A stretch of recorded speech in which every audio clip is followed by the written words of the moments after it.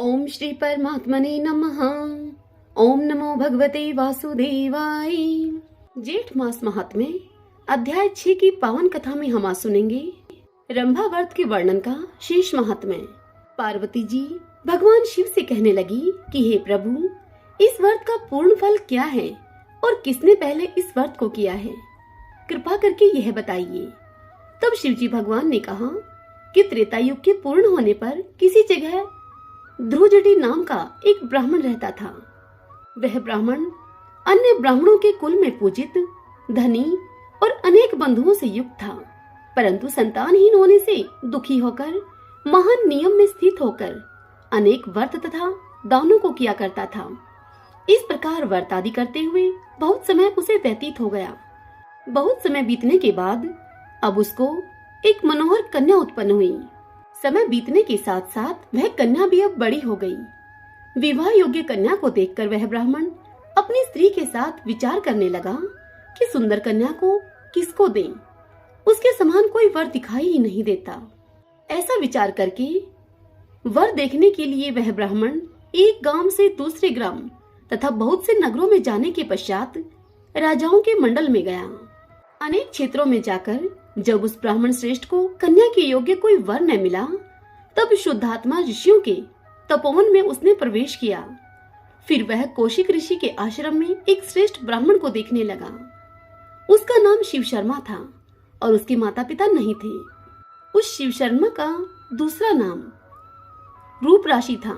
समस्त भूमंडल में उसके जैसा रूपवान और कोई नहीं था। इसी कारण से ऋषियों ने उसका नाम रूप राशि रख दिया था। उस धुर्जटी ब्राह्मण ने ऋषियों के पास जाकर अपने मन की इच्छा जाहिर की, अपना आशय उन्हें प्रकट किया। तदंतर ऋषियों के द्वारा विवाह प्रस्ताव का अनुमोदन करने पर शिव शर्मा को साथ में लेकर हर्ष से प्रफुल्लित होकर नगर को वह आया और समस्त बहुजन को एकत्रित करके अपनी कन्या का विवाह शिव शर्मा के साथ उसने संपन्न कर दिया। पास ही रहने के लिए उसको एक घर भी दिया, गोधन और अनेक प्रकार की भेंटें दी और दूसरे ब्राह्मणों को भी बहुत सी दक्षिणा आदि दी। शिव शर्मा के सहित सुशीला और गुणवती के साथ प्रपंच जनित अपूर्व सुख का आनंद वह अब करने लगा। इसके बहुत समय के बाद काल से प्रेरित वह शिव शर्मा ब्राह्मण समिधा के निमित्त वन को गया और उस वन में एक वृक्ष की छाया में जाकर वह बैठ गया। उसी समय शिव शर्मा को एक अजगर आकर निगल गया और किसी ने भी इस कार्य को नहीं होते हुए देखा तथा सूर्यदेव भी अब अस्त हो गए थे। सूर्यास्त होने के बाद सास ससुर और स्त्री ने सेवकों को साथ में लेकर मशाल जलाकर वन के समस्त स्थानों को देखा। वन के चप्पे चप्पे में अपनी जमाता को उसने ढूंढा और सारी रात्रि खोज होती रही तथा सूर्योदय होने पर भी जब शिव शर्मा नहीं मिला तो वे निराश और दुखी होकर अपने घर को चले आए। पतिव्रता गुणवती अपने पिता के घर में शोकाकुल होकर अब रहने लगी और नित्य देवता के पूजन में वह रत रहती थी। किसी दिन दैव योग से वहां पर नारद जी आ गए। गुणवती ने विधिवत नारद जी का पूजन सत्कार किया और फिर बारंबार नारद जी को प्रणाम करने लगी। इससे प्रसन्न आत्मा नारद जी ने गुणवती को व्रत करने का उपदेश दिया। नारद जी गुणवती से कहने लगे कि हे भद्रे, तुम ज्येष्ठ मास में पवित्र रंभा व्रत को करो और विधान भक्ति स्वरूप देव का पूजन करो। हे अनघे, अनन्य मन से जीवन पर्यंत तुम इस व्रत को करो। तदंतर नारद जी के कथन अनुसार गुणवती ने समस्त कर्म को किया और इस प्रकार बहुत समय बीत जाने पर वृद्धा अवस्था को प्राप्त हो गई वह, और उसी वन में मृत्यु होने पर विमान में बैठकर स्वर्ग को गई। जन्मांतर में उस व्रत की पुण्य राशि से भगवान विष्णु की वल्लभा तुलसी जी हुई वह। भगवान विष्णु को तुलसी से अधिक कोई वस्तु प्रिय नहीं है। हे ब्राह्मणों, इसी व्रत को श्री शिव जी की आज्ञा से देवी पार्वती जी ने किया और इसी व्रत के प्रभाव से पार्वती जी श्री शिव जी को अति प्रिय हुई। श्री स्कंद जी के मुख से इस ज्येष्ठ मास के श्रेष्ठ महात्म्य को सुनकर प्रसन्न होकर समस्त ब्रह्म ऋषियों ने पुष्पों की माला तथा भूषणों से श्री स्कंद जी का पूजन किया, जो कि पार्वती जी के आनंद कंद और 6 मुखों को धारण करने वाले हैं। इति श्री ज्येष्ठ मास महात्म्य रंभा व्रत महात्म्य वर्णन षष्ठम अध्याय संपूर्ण। ओम नमो भगवते वासुदेवाय। श्री अयोध्या के आगे का महात्म्य सुनते हैं। सूत जी कहते हैं कि प्राचीन काल में जगत सृष्टा ब्रह्मा जी ने भगवान विष्णु को अयोध्यापुरी में निवास करते हुए देखकर स्वयं भी वहां रहने का निश्चय किया। उन्होंने वहां की यात्रा की और अपने नाम से एक विशाल कुंड बनाया जो अनेक देवताओं से संयुक्त तथा अगाध जलराशि की लोल लहरों से सुशोभित था। कुमुद, उत्पल, कल्हार और पुंडरीक से आच्छादित हुआ वह कुंड सब पापों का नाश करने वाला है। उस समय ब्रह्मा जी ने कुंड के विषय में इस प्रकार से कहा, इसमें विधि पूर्वक स्नान करने से पापी जीव भी विमान पर बैठकर सुंदर दिव्य वस्त्रों से सुशोभित होकर प्रलय काल पर्यंत ब्रह्मलोक में निवास करेंगे। यहाँ यथाशक्ति दान और होम करने से मनुष्य तुला दान और अश्वमेध यज्ञ का पुण्य प्राप्त कर लेंगे।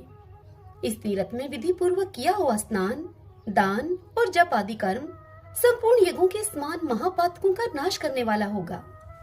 यह कुंड ब्रह्मा कुंड के नाम से प्रसिद्ध होगा और इसके समीप मैं सदा निवास करूंगा। इस प्रकार यों कहकर देवादेव लोक पितामह ब्रह्मा जी उस तीर्थ को देखकर देवताओं के साथ अंतर्ध्यान हो गए। तभी से वह कुंड इस पृथ्वी पर विशेष विख्यात है। वह महाकुंड चक्र तीर्थ से पूर्व दिशा में स्थित है। ब्रह्मा कुंड से पूर्व उत्तर दिशा में 700 धनुष की दूरी पर सरयू जी के जल में ऋणमोचन नामक तीर्थ विद्यमान है। वहाँ पूर्व काल में तीर्थ यात्रा के प्रसंग से आए हुए मुनिवर लोमश ने विधि पूर्वक स्नान किया था। इससे वे ऋण मुक्त एवं पाप शून्य हो गए। तब उन्होंने अपनी दोनों भुजाएं ऊपर उठाकर हर्ष से आंसू बहाते हुए कहा कि यह ऋणमोचन नामक तीर्थ बहुत उत्तम है। मनुष्य पर इहलोक और परलोक के जो 3 प्रकार के ऋण हैं, वे सब इस तीर्थ में स्नान करने मात्र से क्षण भर में नष्ट हो जाते हैं। इसलिए यहाँ फल की इच्छा रखने वाले पुरुषों को श्रद्धा पूर्वक विधि के साथ यथाशक्ति स्नान और दान करना चाहिए। इस प्रकार तीर्थ का महात्म्य बतलाकर मुनि श्रेष्ठ लोमश उसके गुण की प्रशंसा करते हुए अंतर्ध्यान हो गए। ऋण मोचन तीर्थ से पूर्व दिशा में 20 धनुष की दूरी पर पाप मोचन तीर्थ है। यह भी सरयू के जल में ही है। वहाँ स्नान करने से मनुष्य उसी क्षण समस्त पापों से मुक्त होकर शुद्ध हो जाता है। पांचाल देश में नरहरि नाम से प्रसिद्ध एक ब्राह्मण था जो दुष्टों के संग के प्रभाव से पापात्मा हो गया था। उसने ब्रह्म हत्या आदि अनेक प्रकार के पाप किए थे। पापियों के संसर्ग में आकर वह तीनों वेदों के मार्ग की निंदा करता था।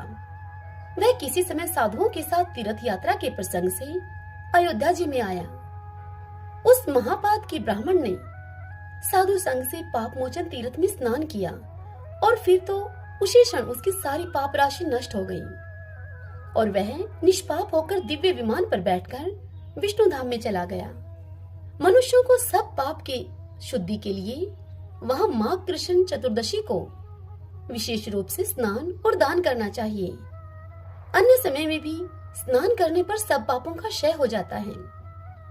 पाप मोचन तीर्थ से पूर्व दिशा में 100 धनुष की दूरी पर सहस्त्रधारा नामक उत्तम तीर्थ है जो कि सब पापों का नाश करने वाला है।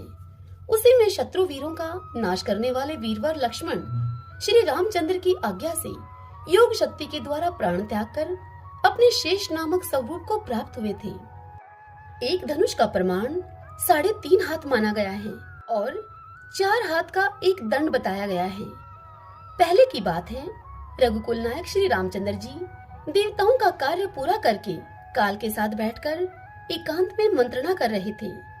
उस समय उन्होंने यह प्रतिज्ञा की थी कि परस्पर मंत्रणा करते समय हम दोनों को जो कोई समीप आकर देखेगा वह शीघ्र ही मेरे द्वारा त्याग दिया जाएगा।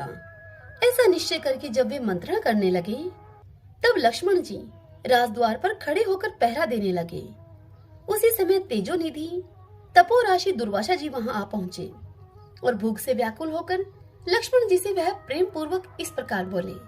वे बोले, हे सुमित्रा नंदन, तुम शीघ्र जाओ और श्री रामचंद्र जी के आगे मेरा आगमन की सूचना दो। मैं कार्यवश उनसे मिलने के लिए आया हूँ। तुम्हें मेरी यह बात टालनी नहीं चाहिए। तब लक्ष्मण जी दुर्वासा ऋषि के श्राप से डरकर शीघ्र ही भीतर गए और श्री रामचंद्र जी तथा कालदेव दोनों के सामने खड़े होकर यह निवेदन किया। वह बोले, तपोराशि अत्रि नंदन दुर्वासा श्री रघुनाथ जी का दर्शन करने के लिए आए हैं। श्री रामचंद्र जी ने काल से सलाह करके उन्हें विदा किया तथा स्वयं वह बाहर निकले। बाहर आने पर उन्होंने मुनि को देखा और प्रणाम करके उन्हें आदर पूर्वक भोजन कराया। उसके बाद उन्हें सम्मान पूर्वक विदा किया तथा सत्य भंग होने के भय से श्री रघुवीर ने लक्ष्मण को त्याग दिया। लक्ष्मण जी अपने बड़े भाई की आज्ञा को सफल बनाने के लिए सरयू के तट पर आए और स्नान करके ध्यान का आश्रय लेकर सच्चिदानंदमय परमेश्वर में अपने शांत मन को शीघ्र ही लगाकर अविचल भाव से बैठ गए। तदंतर सहस्त्र फनों से सुशोभित शेषनाग पृथ्वी को सहस्त्र छिद्रों में भेदन करके वहां प्रकट हुए। इसी समय देवराज इंद्र भी देवताओं को साथ में लेकर स्वर्गलोक से वहां पर आए। शेषनाग के फनों की सहस्त्र मणियों से वहां की पृथ्वी दग्ध हो गई थी। इसलिए सरयू तटवर्ती यह शुभकारक महातीरथ सहस्त्रधारा के नाम से विख्यात हुआ। इस क्षेत्र का प्रमाण 25 धनुष है। इस तीर्थ में मनुष्य श्रद्धा पूर्वक स्नान, दान और श्राद्ध करने से सब पापों से शुद्ध होकर भगवान विष्णु के लोक में जाता है। इसमें स्नान करके अविनाशी भगवान शेष की विधि पूर्वक पूजा करने वाला मनुष्य बैकुंठ धाम को प्राप्त होता है। अतः इस तीर्थ में विधिवत स्नान करना चाहिए। श्रावण के शुक्ल पक्ष में जो पंचमी तिथि होती है, उसमें यहाँ नागों के उद्देश्य से यतन पूर्वक उत्सव करना चाहिए। उस उत्सव में पहले शेषनाग का पूजन करना उचित है। नाग पूजा पूर्वक ब्राह्मण को भक्ति पूर्वक संतुष्ट किया जाए तो सभी सर्प प्रसन्न होते हैं और प्रसन्न होने पर वे मनुष्यों को कभी पीड़ा नहीं देते हैं। जो वैशाख मास में एकाग्रचित होकर यहाँ स्नान करते हैं, उनकी पुनरावृत्ति नहीं होती। इसलिए मनुष्यों को इस तीर्थ में यत्न पूर्वक वैशाख मास का स्नान, दान, श्री हरि का पूजन और ब्राह्मणों का सत्कार करना चाहिए। जो बुद्धिमान मनुष्य इस तीर्थ में अपनी शक्ति के अनुसार विधि पूर्वक स्नान और दान आदि करता है, वह शुद्धचित होकर इस लोक में प्रचुर सुखों का उपभोग करता है और भक्ति भाव के प्रभाव से अंत में शेषशाही भगवान विष्णु का सायुज्य प्राप्त कर लेता है। श्री सूत जी स्वर्ग द्वार तीर्थ का महात्म्य सुनाते हुए कहते हैं कि स्वर्ग द्वार नाम से प्रसिद्ध तीर्थ सब पापों को दूर करने वाला है। स्वर्ग द्वार के महात्म्य का विस्तार पूर्वक वर्णन करने में तो कोई भी समर्थ नहीं है, इसलिए संक्षेप से सुनो तुम। सरयू के जल में सहस्त्रधारा तीर्थ से लेकर पूर्व दिशा में 636 धनुष तक पुराण के ज्ञाताओं ने स्वर्ग द्वार का विस्तार बतलाया है। सब तीर्थ में स्नान करने का फल अपने को प्राप्त हो, ऐसी इच्छा रखने वाले पुरुष को यहाँ विशेष रूप से प्रातःकाल स्नान करना चाहिए। स्वर्ग द्वार में जो जप, तप, हवन, दर्शन और ध्यान, अध्ययन एवं दान आदि किया जाता है, वह सब अक्षय होता है। सहस्त्रों जन्मांतरों में पहले जो पाप संचित किया गया है, वह स्वर्ग द्वार में प्रवेश करने मात्र से तत्काल नष्ट हो जाता है। ब्राह्मण, क्षत्रिय, वैश्य, शूद्र, वर्ण शंकर, मलेच्छ, संकीर्ण, पाप योनि, कीड़े मकोड़े, मृग, पक्षी जो भी स्वर्ग द्वार में काल से मृत्यु को प्राप्त होते हैं, वे सब हाथ में कौमोद की गदा लेकर गरुड़ ध्वज रथ पर आरूढ़ होकर सुंदर कल्याण में बैकुंठ धाम में जाते हैं। जो लोग आदर पूर्वक वहाँ मध्याह्न में स्नान करते हैं तथा जो जितेंद्रिय पुरुष स्वर्ग द्वार में निराहार व्रत करते हैं अथवा जो 1 मास तक उपवास करने वाले हैं, वे सभी उत्तम स्थान को प्राप्त होते हैं। जो स्वर्ग द्वार में ब्राह्मणों को अन्नदान, रतनदान, भूमिदान, गौदान और वस्त्र दान करते हैं, वे सब श्री हरि के धाम को जाते हैं। देवादिदेव भगवान विष्णु अपने स्वरूप को 4 शरीरों में व्यक्त करके रघुवंश शिरोमणि श्री राम होकर अपने तीनों भाइयों के साथ यहाँ नित्य विहार करते हैं। इसी स्वर्ग द्वार में कैलाश निवासी शिव भी वास करते हैं। मेरु तथा मंदराचल के समान पाप की बड़ी भारी राशि भी स्वर्ग द्वार में पहुंचते ही नष्ट हो जाती है। ऋषि, देवता, असुर, जप होम प्रायण, मनुष्य, सन्यासी और मुमुक्षु पुरुष स्वर्ग द्वार का सेवन करते हैं। काशी में योग युक्त होकर शरीर त्याग करने वाले पुरुष को जो गति प्राप्त होती है, वही एकादशी को सरयू में स्नान करने मात्र से मिल जाती है। वे भगवान विष्णु की भक्ति को पाकर निश्चय ही परमानंद को प्राप्त होते हैं। एक समय शीत रश्मि चंद्रमा अयोध्यावासी भगवान विष्णु को नमस्कार करके उत्कंठा पूर्वक यहाँ के तीर्थ की महिमा का साक्षात्कार करने के लिए आए। यहाँ आकर उन्होंने कर्मशः प्रत्येक तीर्थ में विधि पूर्वक यात्रा की। इससे उन्हें अनेक प्रकार के आश्चर्य का अनुभव हुआ। तत्पश्चात दुष्कर तपस्या के द्वारा भगवान विष्णु की आराधना करके उनकी प्रसन्नता प्राप्त की और वहां अपने नाम के साथ भगवान का नाम रखकर उनके अर्चा विग्रह को उन्होंने स्थापित किया। इससे वे भगवान वहां चंद्रहरि के नाम से विख्यात हुए। श्री वासुदेव के प्रसाद से वह स्थान अद्भुत हो गया। वह श्री विष्णु का अत्यंत गूढ़ स्थान है। समस्त प्राणियों के मोक्ष के स्वामी श्री रघुनाथ जी के इस दिव्य स्थान में सिद्ध पुरुष सदा श्री विष्णु व्रत को धारण किए हुए निवास करते हैं। नाना प्रकार के वेश वाले जितेंद्रिय मुक्तात्मा पुरुष यहाँ विष्णु लोक की आकांक्षा रखकर नित्य उत्तम योग का अभ्यास करते हैं। यहाँ मनुष्य जिस प्रकार धर्म का फल पाता है वैसा अन्यत्र कहीं नहीं पाता।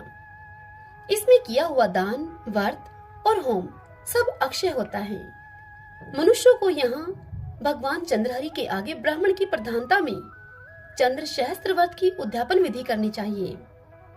2 वर्ष 8 महीने और 17 दिन बीतने पर दिन के 8वें भाग में एक अधिमास आकर प्राप्त होता है। 83 वर्ष 4 महीने में एक सहस्त्र से अधिक चंद्रमा अर्थात पूर्णमासी तिथि में होते हैं। उतने समय तक जो मनुष्य जीवित रहता है उसको यात्रा के प्रसंग से यहाँ आकर उद्यापन करना चाहिए।